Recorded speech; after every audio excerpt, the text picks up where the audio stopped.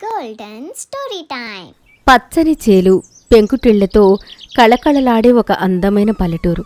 ఆ ఊరిలో పార్వతమ్మ, ఆమె కొడుకు రామారావు, కోడలు కళ్యాణి ఉండేవారు. రామారావు అదే ఊరిలో కూలి పనులు చేస్తూ చాలా పేదరికంలో ఉండేవాడు. కళ్యాణి ఎంతో మంచి మనసున్నది. చేతి వంటలో గొప్ప నైపుణ్యం ఉన్న ఇల్లాలు. ఊరిలో వర్షాకాలం ప్రారంభం కావడంతో రామారావుకు కూలి పనులు దొరకడం గగనమైపోయింది. ఇల్లు గడవడం ఎంతో కష్టంగా మారిన తరుణంలో కళ్యాణి తన భర్తతో మాట్లాడి సాయం కోసం నగరంలో ఉన్న తన సొంత తమ్ముడి దగ్గరికి వెళ్లాలని నిర్ణయించుకుంది. చిరుజల్లులు పడుతుండడంతో పెంకుటింటి లోపల కళ్యాణి, రామారావు చలికి వణుకుతూ కూర్చుని ఉన్నారు. చూశారుగా ఏవండి, 3 రోజులుగా ఎడతెరిపి లేకుండా వర్షం పడుతూనే ఉంది. ఇంట్లో ఉన్న బియ్యం గింజలు అయిపోవచ్చాయి. మీకు బయట కూలి పనులు కూడా దొరకడం లేదు. రేపటి నుండి అత్తయ్యకు మనకు గంజి పోయడానికైనా ఇంట్లో ఏమీ లేదు. నా ప్రాణం విలువిలలాడుతోంది. ఏం చేయమంటావు కళ్యాణి? వర్షం వల్ల ఊరంతా చెరువులైపోయాయి. ఏ రైతు కూడా చేలల్లోకి రానివ్వడం లేదు. నాకు చేతులు తోచడం లేదు. నలుగురిని అడిగినా ఈ వర్షంలో ఎవరి దగ్గర 10 పైసలు కూడా పుట్టేలా లేదు. నాదో చిన్న ఆలోచనండి. ఎలాగో నా తమ్ముడు కార్తీక్ నగరంలో పెద్ద హోదాలో ఉన్నాడని ఊరివాళ్లు చెప్పుకుంటున్నారు కదా. మన పరిస్థితి చూసి నాన్న ఎలాగో గుండె ఆగి చనిపోయారు. కనీసం తమ్ముడు దగ్గరికి వెళ్ళి మన కష్టాలు చెప్తే నన్ను ఆదుకోకపోయినా మీకు ఏదైనా చిన్న పనైనా ఇప్పించకపోతాడా? వాడి ఆసరా తీసుకుందాం. వద్దు కళ్యాణి, నన్ను పేదవాడినని, కూలివాడినని నీ తమ్ముడు పెళ్లి రోజే అందరి ముందు నానా మాటలు అన్నాడు. ఇప్పుడు మనం సహాయం కోసం అతని ఇంటి గుమ్మం తొక్కితే మనల్ని చూసి ఖచ్చితంగా హేళన చేస్తాడు. ఆ అవమానం నేను భరించలేను. నా వల్ల కాదు. అలా అనకండి. ఏమండి, వాడు నా సొంత తమ్ముడు. చిన్నప్పుడు వాడి చదువు కోసం నా చదువును, సంతోషాలను వదులుకున్నాను. ఆ మాత్రం నా మీద వాడికి ప్రేమ ఉండదా? ఎలాగోలా బతిమాలి నగరంలో ఏదో ఒక వంట పనైనా అడిగి తెచ్చుకుంటాను. మన కడుపు ఆకలి కంటే అవమానం పెద్దది కాదు కదా. రామారావు నిస్సహాయంగా, సరే నీ ఇష్టం, కాని వాడి మాటలు పడద్దు, జాగ్రత్తగా వెళ్ళిరా అన్నాడు. కళ్యాణి పల్లెటూరు నుండి నగరానికి బస్సులో ప్రయాణమై వెళ్ళింది. వర్షంలో తడుస్తూ ఎట్టకేలకు కార్తీక్ ఉంటున్న పెద్ద బంగళాను వెతుక్కుంటూ వెళ్ళింది. కార్తీక్ భార్య మాధవి తలుపు తీసింది. ఎదురుగా వర్షంలో తడిసి వణుకుతున్న కళ్యాణిని చూసి ఎంతో సంతోషపడి లోపలికి ఆహ్వానించింది. ఇంతలో హాల్లోకి వచ్చిన కార్తీక్ తన అక్కను చూసి నమ్మలేకపోయాడు. వాడి మొహంలో సంతోషం లేదు, చిరాకు ఉంది. బాగున్నావక్క? పెళ్ళైన ఇన్నాళ్లకు ఈరోజు హఠాత్తుగా డబ్బు కోసం నా ఇల్లు వెతుక్కుంటూ వచ్చావా? ఏంటి ఆ అవతారం? లేదు తమ్ముడు, నేను డబ్బు కోసం రాలేదు. ఊరిలో ఎడతెరిపి లేకుండా వర్షాలు పడుతున్నాయి. మీ బావగారికి కూలి పనులు దొరకడం లేదు. ఇల్లు గడవడం చాలా కష్టంగా ఉంది. పస్తులుంటున్నాం. నీకు తెలిసిన వాళ్ల దగ్గర ఏదైనా పని ఉంటే ఇప్పించమని అడగడానికి వచ్చాను తమ్ముడు. నేను వంట పనైనా చేస్తాను. నేను ఆ రోజు చెప్పాను కదా అక్క, ఆ రామారావును పెళ్లి చేసుకోవద్దు, అతన్ని చేసుకుంటే నీకు కష్టాలు తప్పు అని. నువ్వు వినలేదు, నాన్న వినలేదు. ఇప్పుడు చూడు, కూలివాడిని చేసుకున్నావు. నా అంతస్తు వేరు, నీ అంతస్తు వేరు. నా చుట్టుపక్కల వాళ్లకు నువ్వు నా అక్కవని తెలిస్తే నా పరువు పోతుంది. ఇక్కడ నీకు ఎలాంటి పని దొరకదు. మర్యాదగా వెళ్ళిపో అని కార్తీక్ కఠినంగా మాట్లాడి అక్కడి నుండి కోపంగా లోపలికి వెళ్ళిపోయాడు. కళ్యాణి కన్నీళ్లు పెట్టుకుని వెనుదిరిగింది.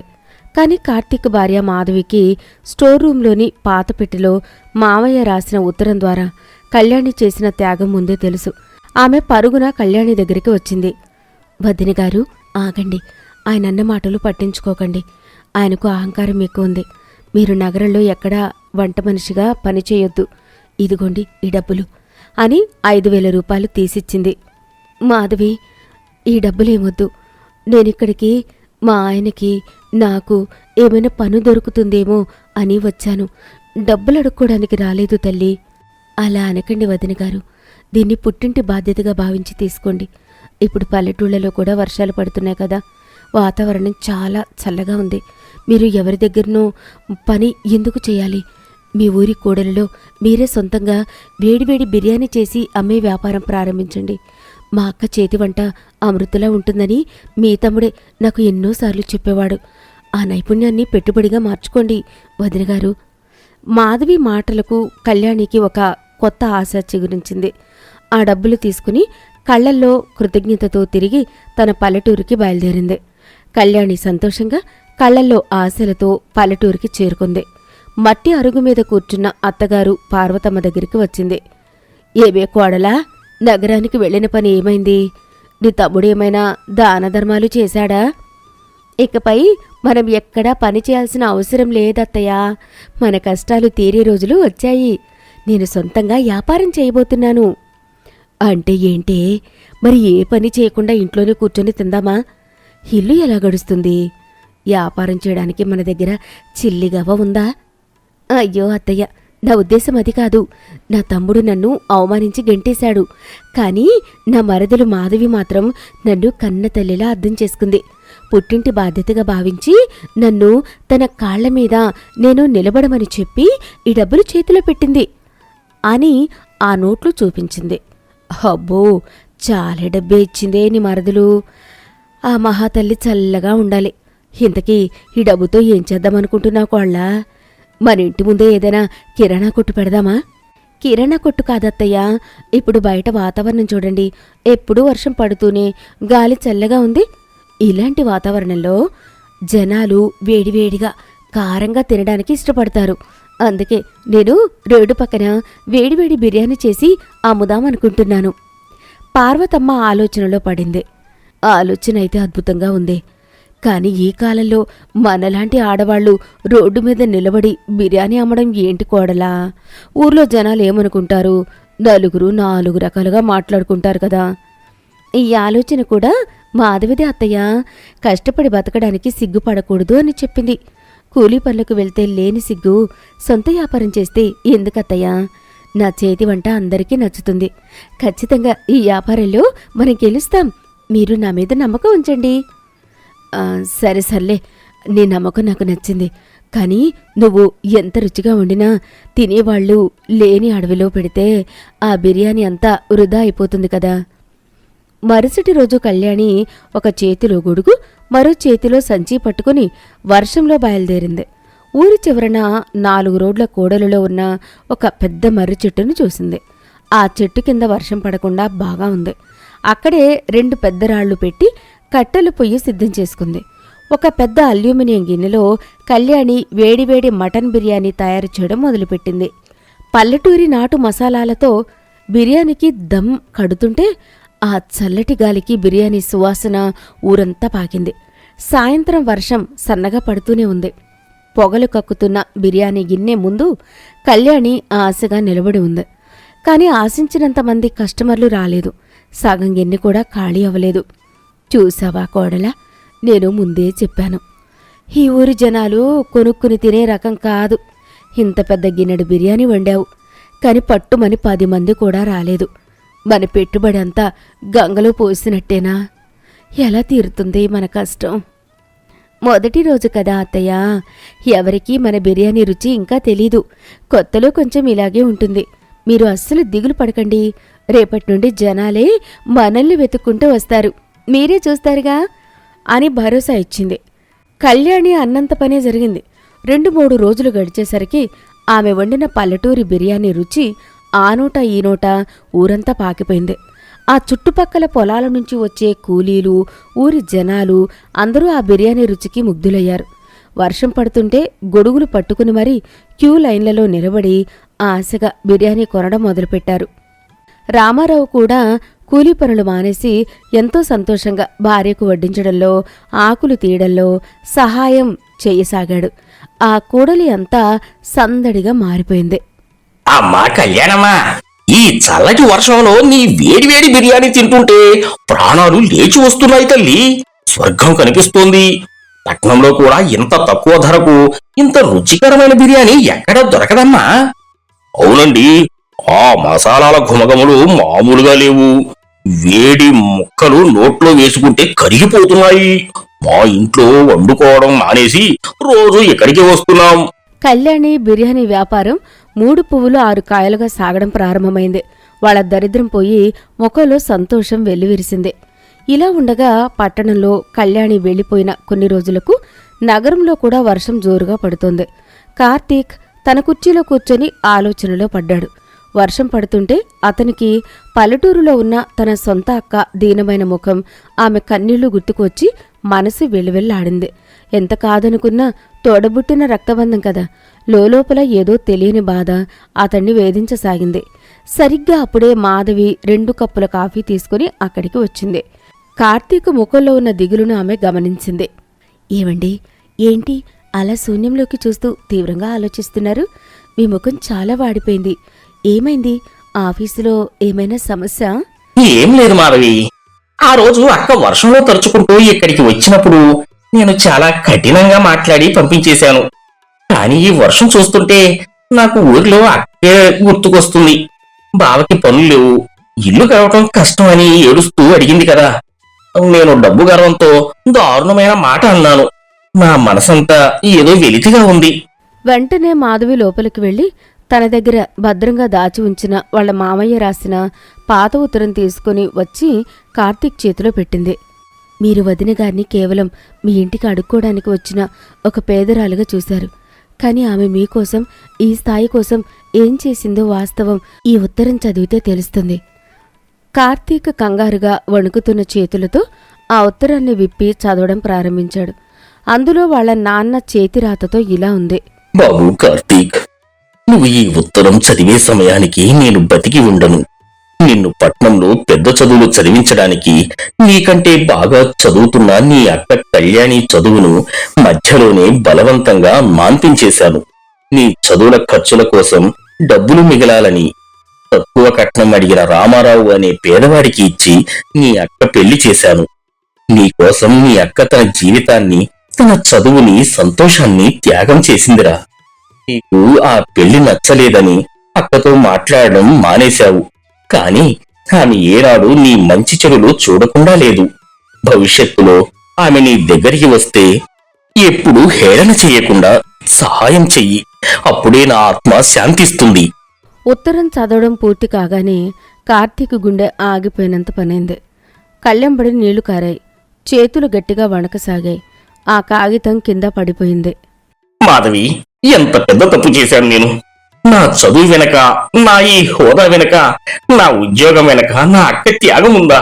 నేను పాపాత్ముని మాధవి. ఎంత నీచుని అయిపోయాను. ఇప్పుడు నా అక్క ఎక్కడుందో, ఆ చలిలో ఎలా ఉందో కదా. బాధపడకండి, ఇప్పటికైనా నిజం తెలుసుకున్నారు కదా. వదినగారిప్పుడు ఎక్కడికో వెళ్ళలేదు.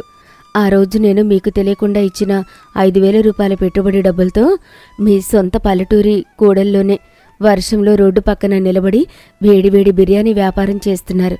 పదండి, ఇప్పుడే ఊరికి వెళ్ళి వదినగారిని కలుసుకుందాం, క్షమాపణ అడుగుదాం. కార్తీక్ కన్నీళ్లు తుడుచుకుని వెంటనే కారు తాళాలు తీసుకున్నాడు. 2 గంటల తర్వాత కారు వేగంగా వచ్చి ఆ పల్లెటూరి 4 రోడ్ల కూడలిలో ఆ మర్రిచెట్టు కింద ఆగింది. కారులో నుంచి కార్తీక్, మాధవి దిగారు. అక్కడ వర్షంలో చెట్టు కింద కళ్యాణి, రామారావు ఎంతో బిజీగా జనాలకు బిర్యానీ అమ్ముతూ ఉండడం కార్తీక్ కళ్ళారా చూశాడు. కళ్యాణి పట్నం కారును చూసి కంగారు పడింది. తమ్ముడు మళ్ళీ అవమానించడానికి వచ్చాడేమో అని భయపడింది. అత్తయ్య, కారులో నా తమ్ముడు, మరదలు వస్తున్నారు. ఇక్కడ చాలామంది జనాలున్నారు. దయచేసి ఎవరూ ఎలాంటి గొడవ పెట్టుకోవద్దని ఆయనకు ముందే చెప్పండి. నా తమ్ముడు ఏం మాట్లాడినా నేను పడతాను. నువ్వు కంగారు పడకు కోడలా. వాళ్ళు గొడవ పడ్డానికి వస్తున్నట్టు లేరు. నీ తమ్ముడు ముఖంలో కోపం లేదు, ఏదో పశ్చాత్తాపం కనిపిస్తోంది. చూడు. కార్తీక్ పరుగున వచ్చి నేరుగా బావ రామారావు దగ్గరికి వెళ్ళి, నన్ను మన్నించు బావా. నీ పేదరికాన్ని చూసి నిన్ను హేళన చేశాను. కాని మీ ఇద్దరి ప్రేమని, మీ కష్టాన్ని, నా కోసం నా అక్క చేసిన గొప్ప త్యాగాన్ని నేను అర్థం చేసుకోలేకపోయాను. నన్ను క్షమించు బావా. ఇందులో నా గొప్పతనం ఏముంది బామరిది? అంతా మీ అక్క మంచితనమే. ఆమె మీ ఇంట్లో ఆడపిల్లగా పుట్టడం మీ అదృష్టం. నా భార్యగా మా ఇంట్లో అడుగుపెట్టడం నా పూర్వజన్మ అదృష్టం. ఆ అదృష్టమే ఈ రోజు మమ్మల్ని ఇంత గౌరవంగా బతికగలిగేలా చేస్తోంది. కార్తీక్ కన్నీళ్లతో అక్క కళ్యాణి దగ్గరికి వెళ్ళాడు. నన్ను క్షమించక్క. డబ్బు గర్వంతో కళ్ళు మూసుకుపోయి నిన్ను వంట మనిషివి అని అవమానించి గెంటేశాను. నాన్న రాసిన ఉత్తరం చదివాను అక్క. నా చదువు కోసం నువ్వు చేసిన త్యాగం వల్లే నేను ఈ స్థితిలో ఉన్నాను. నాతో నగరానికి వచ్చేయక్క. ఈ బిర్యానీ వ్యాపారం వద్దు. నిన్ను బావను నా బంగ్లాలో మహారాణిలా చూసుకుంటాను అని బతిమాలాడు. పిచ్చోడా, నువ్వు నన్ను మనస్ఫూర్తిగా కన్నీళ్లతో అక్క అని పిలిచావు కదా, నాకది చాలు తమ్ముడు. అప్పటి అవమానం అప్పుడే మర్చిపోయాను. నాకు ఎవరి దయాదాక్షిణ్యాలు వద్దురా. నా సొంత ఊరిలో నా కష్టార్జితంతో ఈ వర్షంలో నా చేతి వంట అమ్ముకుంటూ నేను, మీ బావగారు, మా అత్తయ్య ఎంతో సంతోషంగా గౌరవంగా ఉన్నాము. నువ్వు బావుంటే చాలు తమ్ముడు అని ప్రేమగా హత్తుకుంది. కార్తీక్, మాధవి అక్కడికక్కడే వర్షంలో నిలబడి కళ్యాణి చేతి వేడివేడి బిర్యానీని ఎంతో ఇష్టంగా కన్నీళ్లు కలుపుకొని తిన్నారు. కుటుంబాల మధ్య ఉన్న అగాధం, అహంకారం ఆ వర్షపు నీటిలో కొట్టుకుపోయాయి. అందరూ ఎంతో సంతోషంగా ఒక్కటయ్యారు. గోదావరి జిల్లాలోని పచ్చని పొలాల మధ్య ఉన్న శ్రీపురం అనే పల్లెటూరు. ఆ పల్లెటూరులో వెంకాయమ్మ అనే ఆవిడ ఉండేది. ఆమె కొడుకు కేశవుడు చిన్నతనంలోనే తండ్రిని కోల్పోయాడు. వెంకాయమ్మ ఎన్నో కష్టాలు పడి శివుణ్ణి పెంచి పెద్ద చేసింది. వాడికి యుక్త వయసు రాగానే పక్క ఊరు నుంచి సుశీల అనే చక్కటి పిల్లను తానే ముచ్చటపడి ఏరికోరి తెచ్చి పెళ్లి చేసింది.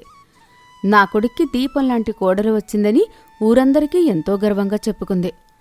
పెళ్లైన కొత్తలో అత్తాకోడళ్ళు ఎంతో సఖ్యంగా తల్లి కూతుళ్లలా ఉండేవారు.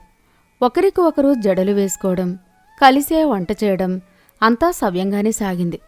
కాని క్రమంగా ఇద్దరి మధ్య చిన్న చిన్న గీచులాటలు మొదలయ్యాయి. కేశవుడి మీద ఇద్దరికీ ఉన్న ప్రేమ ఒక రకమైన ఆధిపత్య పోరుగా మారింది. కేశవుడు పొలానికి వెళ్లడానికి సిద్ధమవుతూ ఉంటాడు. వంటగదిలో నుంచి గిన్నెలు పడేసిన శబ్దం వెనకే వెంకాయమ్మ అరుపులు వినిపిస్తాయి. ఒరే కేశవా, చూడ్రా చూడు, నీ పెళ్ళాం వండిన కూర, అందులో ఉప్పు తక్కువైందేమో చూసుకోవే అమ్మా అని కాస్త నెమ్మదిగా అడిగితే నా మీదే గిన్నెలు పగలగొడుతూ సమాధానం చెప్తోంది. ఈ ఇంటికి అది యజమానురాలా నేనా? నన్నసలు మనిషిగా అయినా లెక్క చేస్తోందా? ఏమండి మీరు చెప్పండి. నేను ఆ కూరలో ఉప్పు సరిగ్గానే వేశాను. అత్తగారికి నన్ను సాధించడం ఒక పనిగా మారిపోయింది. నేను ఏది చేసినా వంకరగానే కనిపిస్తోంది. పొద్దున్న లేచినప్పటినుంచి రాత్రి పడుకునేదాకా నడుం వంచకుండా ఇంటి చాకరీ చేస్తున్నాను. అయినా నన్ను ఇంట్లో పని మనిషి కన్నా హీనంగా చూస్తున్నారు. నా బతుకు ఎందుకు ఇలా తయారైందో ఏమో. చూసావురా కేశవ, దాని ఎదురు సమాధానం నన్నే పని మనిషిని అంటోంది. ఎంత పొగరు దీనికి! నేను పీటల మీద కూర్చొని ముసలిదాన్ని అయిపోయాను అనుకుంటోంది. దీని చేతి వంటలు తిని మనం బతకాలా? నేను కొంగు బిగిస్తే 100 మందికి వండి పెడతాను. అవునత్తయ్య, మీరు 100 మందికి వండి పెట్టగలరు. కాని ఒక్క కోడల్ని మాత్రం ప్రేమగా చూసుకోలేరు. నా వంట మీకు నచ్చకపోతే రేపటినుంచి మీరే చేసుకోండి. అప్పుడు కేశవుడు, అమ్మా దయచేసి ఆపు. సుశీల, నువ్వు కూడా కాస్త శాంతించు. మీ ఇద్దరి గొడవలతో నాకు పొలం నుంచి ఇంట్లోకి రావాలంటేనే భయం వేస్తోంది. దయచేసి నన్ను ప్రశాంతంగా బతకనివ్వండి, నా ప్రాణం తీయకండి అని అరుస్తాడు. మీ అమ్మగారే నన్ను బతకనివ్వడం లేదండి. ప్రతి చిన్నదానికి చీటికి మాటికి దెబ్బ పొడుపులే. ఇలాంటి నరకలో ఉండే కంటే నేను మా పుట్టింటికి వెళ్ళిపోతాను. అక్కడ మా అమ్మ ఒడిలో ప్రాణాలు వదులుకుంటాను అని ఏడుస్తూ గదిలోకి వెళ్లి తలుపు వేసుకుంటుంది. వెళ్ళమనురా, అదేదో మహారాణి అయినట్టు దాని బెదిరింపులు. అది లేకపోతే ఇల్లేమైనా ఆగిపోతుందా? నా పనులు నేను చేసుకోలేనా? దాన్ని పుట్టింటికి పంపించేయి. కేశవుడు ఏమీ చేయలేక పొలానికి బయలుదేరతాడు. ఇంట్లో రోజూ ఉదయం సాయంత్రం జరిగే ఈ రామాయణానికి కేశవుడు పూర్తిగా విసిగిపోయాడు. ఒకవైపు ప్రాణానికి ప్రాణంగా పెంచిన తల్లి, మరోవైపు జీవితాన్ని పంచుకోవడానికి వచ్చిన భార్య. ఎవరిని ఏమనాలో తెలియని పరిస్థితి. ఒకరోజు సాయంత్రం ఊరి రచ్చబండ దగ్గర కూర్చుని తన ఆప్తమిత్రుడు రాముతో తన బాధనంతా పోసగుచ్చినట్లు పంచుకున్నాడు. ఒరే రాము, నా బతుకు కుడితిలో పడ్డ ఎలకలా తయారైందిరా. ఇంట్లో అడుగుపెట్టగానే అమ్మ నా భార్య మీద చాడీలు చెబుతుంది.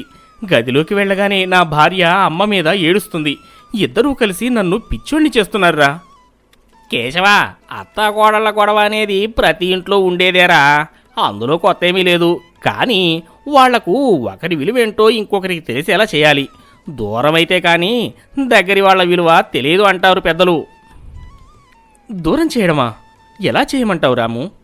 నేను ఏ వైపు మాట్లాడినా తప్పే అవుతుంది. నువ్వు ఎవరి వైపు మాట్లాడకు. నీ భార్య సుశీలను వాళ్ళ పుట్టింటికి పంపించు. పుట్టింటికా? ఎందుకు? అవును కేశవా, వాళ్ళ అమ్మగారి ఊరికి పంపించు. కొన్ని రోజులు అక్కడ ఉంటే ఇక్కడ అత్తగారి విలువ సుశీలకు తెలుస్తుంది. పుట్టిల్లు అనుకున్నంత స్వర్గం కాదని దానికి అర్థమవుతుంది. అలాగే ఇక్కడ సుశీల చేసే సేవ ఏంటో, ఇన్ని రోజులు ఒక కోడలిగా ఇంటిని ఎంతలా నెట్టుకొచ్చిందో మీ అమ్మకు అర్థమవుతుంది. ఈ చిన్న ఎడబాటు వల్ల వాళ్ళ మధ్య ఉన్న అహంకారం పోయి ప్రేమ పెరుగుతుంది. నన్ను నమ్ము. రాము చెప్పిన ఆలోచన కేశవుడికి అద్భుతంగా అనిపిస్తుంది. మిత్రుడి సలహా విన్న కేశవుడు ఉత్సాహంగా ఇంటికి వచ్చాడు. ఆ సమయంలో సుశీల అలిగి ఒక మూల కూర్చుని ఉంది. కేశవుడు మెల్లగా ఆమె దగ్గరికి వెళ్తాడు. సుశీల, ఏంటి ఇంకా కోపంగా ఉన్నావా? సరేలే, నువ్వు చాలా కాలంగా మీ అమ్మను, మీ వాళ్లను చూడాలని అనుకుంటున్నావు కదా. నాకు ఇన్నాళ్ళు పొలంలో తీరిక లేక వాయిదా వేస్తూ వచ్చాను. బట్టలు సర్దుకో, ఈరోజే నిన్ను మీ పుట్టింట్లో దిగబెట్టి వస్తాను. నిజంగానా అండి? ఇన్ని రోజులకు నన్ను మా అమ్మ దగ్గరకు పంపిస్తున్నారా? అబద్ధం చెప్పట్లేదు కదా? నిజంగానే సుశీల, వెళ్ళి పెట్టెలో బట్టలు సర్దుకో. చాలా సంతోషమండి, ఇప్పుడే సర్దుకుంటాను. సుశీల గబగబా లోపలికి వెళ్లి బట్టలు సర్దుకుంటూ తనలో తాను మాట్లాడుకుంటుంది. అమ్మయ్య, దేవుడు నా మొర ఆలకించాడు. కనీసం కొన్ని రోజులైనా ఈ అత్తగారి సాధింపుల నుంచి, దెప్పి పొడుపుల నుంచి నాకు విముక్తి దొరుకుతుంది. మా అమ్మగారి దగ్గర నా పుట్టింట్లో మహారాణిలా హాయిగా గడుపుతాను. ఎన్ని రోజులు వీలైతే అన్ని రోజులు అక్కడే ఉండిపోతాను. కేశవుడు ఎడ్లబండి కట్టించి సుశీలను వాళ్ల పుట్టింట్లో దించాడు. అత్తయ్య, నాకు పొలంలో చాలా పని ఉంది, మళ్ళీ వస్తాను అని చెప్పి సుశీలతో ఏమీ మాట్లాడకుండా వెంటనే శ్రీపురం తిరిగి వచ్చేశాడు. ఇక్కడ శ్రీపురంలో వెంకాయమ్మ నా కోడలు వెళ్ళిపోయింది, ఇక ఇల్లంతా నాదే రాజ్యం అని అనుకుంటుంది. సుశీల పుట్టింటికి వెళ్లి 4 రోజులు గడిచాయి. కేశవుడి ఇంట్లో వెంకాయమ్మకు మొదటి రోజు బాగానే అనిపించినా రాను రాను నరకం కనిపించడం మొదలైంది. కోడలు ఉన్నప్పుడు దర్జాగా అరుగు మీద కూర్చొని ఆమె మీద పెత్తనం చేయడమే తప్ప వెంకాయమ్మ గట్టిగా పనిచేసి 2 ఏళ్ల పైనే అయింది. ఇప్పుడు ఉదయం లేచి వాకిలి ఊడ్చడం, పశువుల పేడ తీయడం, బట్టలు ఉతకడం, వంట చేయడం అంతా ఆమె తలకు చుట్టుకుంది. వెంకాయమ్మ బావి దగ్గర బట్టలు ఉతుకుతూ ఉంటుంది. నడుం నొప్పితో విలవిలలాడుతూ ఉంటుంది. అమ్మో, ఓరు నాయనో, నా నడుం విరిగిపోతుంది. ఈ పనులన్నీ నా కోడలు సుశీల ఎంత అవలేలుగా చేసేది. నెమ్మదిగా లేచి వంటగదిలోకి వెళ్తుంది. కట్టెల పొయ్యి రాజేయడానికి ప్రయత్నిస్తుంది. మంట రాక కళ్ళలోకి పొగ వెళ్లి దగ్గు వస్తుంది. ఈ పనులన్నీ నా కోడలు సుశీల ఎంత అవలేలుగా చేసేది. ఉదయం 4 గంటలకే లేచి ఇల్లంతా తుడిచి ముగ్గులు పెట్టి నా కోసం వేడివేడిగా కాఫీ తెచ్చి ఇచ్చేది. ఉదయం లేచినప్పటినుంచి రాత్రి పడుకునేదాకా నా కోసం, నా కొడుకు కోసం యంత్రంలా ఎంత చాకరీ చేసేది. నేనెప్పుడూ దాన్ని తప్పు పట్టడమే తప్ప దాని కష్టాన్ని ఏనాడూ గుర్తించలేదు. అయ్యో, అసలు నేను దానితో ఎందుకు గొడవ పడ్డాను, ఏ చిన్న విషయానికి పంతానికి పోయానో కూడా నాకిప్పుడు గుర్తు రావడం లేదు. రోజులు గడిచే కొద్దీ కోడలిపై ప్రేమ పెళ్లివికి వెంకాయమ్మ కళ్ళు చెమ్మగిల్లాయి. శారీరక శ్రమ కంటే కోడలి ఆప్యాయత కరువై ఆమె మనసు ఒంటరిదైపోయింది. సాయంత్రం పొలం నుంచి కొడుకు రాగానే అతన్ని చూసి కన్నీళ్లు పెట్టుకుంది. ఒరేయ్ కేశవ, రేపు పొద్దునే వెళ్ళి నా కోడల్ని తీసుకునిరా. ఎన్నాళ్ళు ఉంటుంది పుట్టింట్లో? దానికి అక్కడే సుఖంగా ఉన్నట్లుంది. ఇక్కడికి రావాలనే ఆలోచనే లేదు. ఇంకో 10 రోజుల్లో పండగ వస్తోంది. పండగకు ఆడపిల్లలు అత్తవారింట్లోనే ఉండాలి కదరా. వెళ్ళి తీసుకొనిరా నాయనా. అదేంటమ్మా అలా అంటావు? అది లేకపోతేనే నీకు ప్రశాంతంగా ఉందా అన్నావు కదా. తీసుకొద్దాంలే అమ్మా, ఇంకా కొన్నాళ్ళు పుట్టింట్లో ఆనందంగా ఉండని. లేదురా కేశవ, అది లేకపోతే ఇల్లు శ్మశానంలా ఉంది. నా చేతులతో నేను వండి దానికి పెట్టాలనుంది. నువ్వు రేపే వెళ్ళి తీసుకొనిరా. కేశవుడు సంతోషంగా తలూపాడు. అటు పుట్టింట్లో మొదటి 2 రోజులు సుశీలను వాళ్ళ అమ్మ సీతమ్మ ఎంతో ఆప్యాయంగా చూసుకుంది. మంచి భోజనం పెట్టింది. కాని వారం దాటేసరికి కూతురు తిరిగి అత్తవారింటికి వెళ్లే సూచనలు కనిపించకపోయేసరికి ఆమె ముఖం ముభావంగా మారింది. అల్లుడుగారెప్పుడొస్తున్నారు? అత్తగారు ఏమీ అనలేదా అని పదే పదే అడగడం మొదలుపెట్టింది. కాని అంతకన్నా సుశీలను బాగా భయపెట్టిన విషయం మరొకటి ఉంది. అది ఆమె వదిన అన్నయ్య భార్య కమల పరిస్థితి. కమల చాలా సాధువైన కోడలు. సుశీల కన్నతల్లి సీతమ్మ కమలను రాచి రంపాన పెడుతుంది. కమల ఉదయం నుంచి రాత్రి దాకా గుడ్డు చాకిరీ చేస్తుంది. కనీసం నిలబడ్డానికి కూడా ఆమెకు తీరిక లేదు. అయినా సుశీల తల్లి ఆమెను పదే పదే ఉతికి ఆరేస్తుంది. ఒకరోజు కమల బట్టలు ఉతుకుతూ నీరసంగా దగ్గుతూ ఉంటుంది. సీతమ్మ అక్కడికి వచ్చి, ఏమే కమలా, నేను చెప్పిన పని ఇంకా కాలేదా? పొద్దున్నే లేచి పశువులు పేడ తీయమంటే ఇప్పుడొచ్చి బట్టలు ఉతుకుతున్నావేంటి? నీకు పని కన్నా తిండి మీద నిద్ర మీద ధ్యాస ఎక్కువైంది. ఈ ఇంటికి మహారాజకుమారులా వచ్చావనుకుంటున్నావా? ముందు వెళ్ళి ఆంట్లు తోము, ఆ తర్వాత నీకు గంజి పోస్తాను. అత్తయ్యగారు, ఉదయం 4 గంటలకే లేచానండి. పొయ్యి వెలిగించి వంట చేసి ఇల్లంతా తుడిచి పని చేస్తూనే ఉన్నానండి. నిన్నట్నుంచి నాకు జ్వరంగా ఉందత్తయ్య, కాస్త ఓపిక లేదు. సుశీల అన్నయ్య అక్కడికి వచ్చి భార్యను ఓదార్చాల్సింది పోయి కోపంగా, ఏంటే నీ నాటకాలు? మా అమ్మకే ఎదురు చెబుతావా? పొద్దున్నే లేచి మా అమ్మతో వాదన ఏంటి? వెళ్ళి చెప్పిన పని చేయి, లేదంటే ఇంట్లోంచి గెంటేస్తాను. కమల ఏడుస్తూ నోరు మూసుకొని అంట్లు తోమడానికి వెళ్తుంది. ఇదంతా దూరం నుంచి చూస్తున్న సుశీల గుండె తరుక్కుపోతుంది.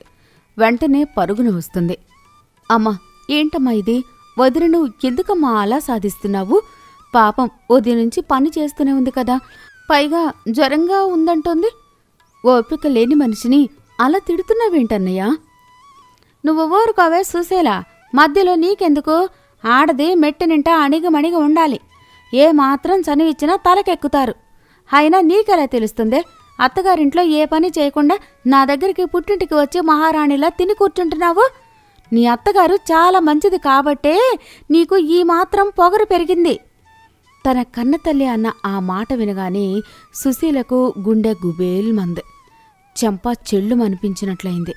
తన తల్లి కూడా ఒక అత్తగారి అని, ఆమె తన కోడల్ని పెడుతున్న నరకం చూశాక సుశీలకు తన అత్తగారు వెంకాయమ్మ గుర్తుకు వచ్చింది. సుశీల తనలో తాను, అయ్యో దేవుడా, నేను ఎంత పెద్ద తప్పు చేశాను. నా అత్తగారు నా పట్ల ఎంత ఆదరంగా ఉండేవారు. ఏదో కూరలో ఉప్పు ఎక్కువైందనో, వంట ఆలస్యమైందనో చిన్న మాట అనేవారే తప్ప నన్ను ఎన్నడూ ఇలా గొడ్డును బాదినట్లు బాధలేదు. నా అన్నయ్యలాగా నా భర్త నన్ను ఎప్పుడూ దూషించలేదు. ఇంత ఘోరంగా నా అత్తగారు నన్ను ఏనాడూ అవమానించలేదు. నా అత్తగారు నిజంగా దేవత. చిన్న చిన్న విషయాలకు నేను పంతాలకు పోయి మా అత్తయ్యతో గొడవపడ్డాను. నా భర్తకు మనశ్శాంతి లేకుండా చేశాను. ఈ పుట్టింటి నరకం కంటే నా అత్తగారిల్లు 1000 రెట్లు స్వర్గం. నేను ఇప్పుడే నా అత్తగారింటికి వెళ్ళిపోవాలి. సుశీల ఇక్కడి పరిస్థితులు చూశాక ఇక ఒక్క క్షణం కూడా ఆగలేక తానే స్వయంగా బయలుదేరి అత్తవారింటికి చేరుకుంది. సాయంత్రం వేళ ఎడ్లబండి దిగి గడపలో అడుగుపెట్టగానే అరుగు మీద దిగులుగా కూర్చున్న వెంకాయమ్మ కోడల్ని చూసింది. వెంకాయమ్మ కోడల్ని చూడగానే ఆమె కళ్లల్లో ఆనందం పొంగిపొర్లింది. కీళ్ళనొప్పులు కూడా మర్చిపోయి గడప దాటి వచ్చింది. సుశీల, వచ్చావా తల్లి? నా కోడలు వచ్చేసింది. అయ్యో, ఏంటే ఇలా చిక్కిపోయావు? పుట్టింట్లో సరిగ్గా తిన్నావా లేదా? నిన్ను తీసుకురావడానికి కేశవుణ్ణి పంపుదామని అనుకుంటున్నానే తల్లి. నన్ను క్షమించండి అత్తయ్య. పుట్టింటికి వెళ్ళాకే నా తప్పు నాకు తెలిసొచ్చింది. మీరు నన్ను ఎంత ప్రేమగా చూసుకున్నారో, నా చిన్న చిన్న తప్పులు ఎంత ఓపికగా భరించారో నాకు అర్థమైంది. మీ కోపాన్ని మాత్రమే చూశాను కానీ మీ మనసులోని మమకారాన్ని చూడలేకపోయాను. చిన్న చిన్న విషయాలకు మీతో గొడవపడి ఇంటిని నరకం చేశాను. ఇక నా జీవితంలో మీతో గొడవపడినత్తయ్యా. తప్పు నాది కూడా ఉంది తల్లి. నువ్వు లేని ఈ ఇల్లు నాకు శ్మశానంలా అనిపించింది. రోజంతా నువ్వు చేసే పనుల వెనుక ఉన్న నీ శ్రమను నేను గుర్తించలేకపోయాను. నేను ఎందుకో అనవసరమైన పంతాలకు పోయి నిన్ను మాటలతో బాధపెట్టాను. ఇవాల్టి నుంచి నువ్వు నాకు కోడలివి కాదమ్మా, నేను కనని కన్న కూతురివి. అప్పుడే పొలం నుంచి వచ్చిన కేశవుడు ఈ దృశ్యాన్ని చూసి ఆశ్చర్యంతో పాటు ఎనలేని ఆనందానికి గురవుతాడు. అమ్మయ్యా, ఇప్పటికైనా మీ ఇద్దరికీ ఒకరి విలువేంటో ఒకరికి తెలిసొచ్చింది. నా తలరాత మారింది.